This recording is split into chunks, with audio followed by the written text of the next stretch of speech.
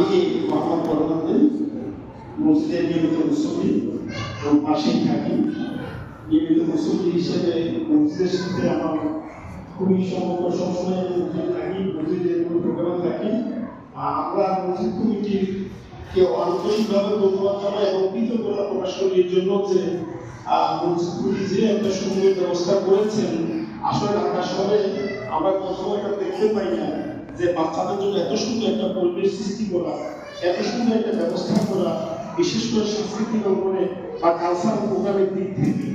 তো আমাদের মসজিদে প্রতি সপ্তাহে অর্থাৎ প্রতি শুক্রবারে বা বাচ্চাদের জন্য কালচারাল প্রোগ্রামের ব্যবস্থা করা, অর্থাৎ শিক্ষার ব্যবস্থা করা হয়। ইতিমধ্যে যিনি প্রশিক্ষক আছেন তিনি আমাদের মাঝে কথা বলেছেন, মসজিদ পুরোপুরিভাবে বিনা পয়সায় এই ব্যবস্থাটা করেছেন। আমাদের যারা গার্ডিয়ান আছেন, গার্ডিয়ান যদি আমরা সচেতন হই তাহলে আমাদের বাচ্চারা সুন্দরভাবে শিখতে পারবে, তাদের ভবিষ্যৎ গড়ার ক্ষেত্রে এবং তাদের ভবিষ্যৎটাকে ইসলামিক করার অর্থাৎ কোরআন ভিত্তিক মসজিদমুখী এবং তাদের সব নিজেদের ব্যক্তিগত জীবন গড়ার ক্ষেত্রে এটা খুবই কাজে লাগবে।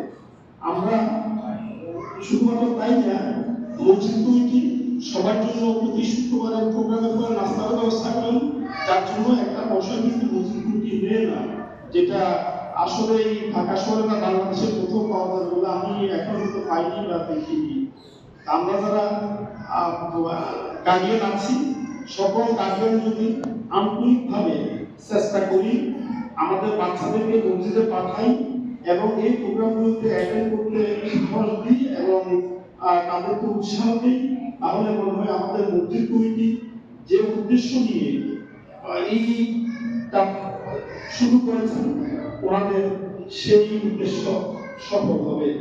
আমরা গার্ডিয়ানরা একদিন চলে যাব, যদি আমরা তাদেরকে সুন্দরভাবে গড়ে উঠাতে পারি, সেক্ষেত্রে আমরা মাটির কাছে চলে গেলেও তারা কিন্তু আমাদের জন্য দোয়া করবে, রব্বের হাম্মা কামা রব্বায়ানি সাগীরা, আমাদের কবরের পাশে যাবে।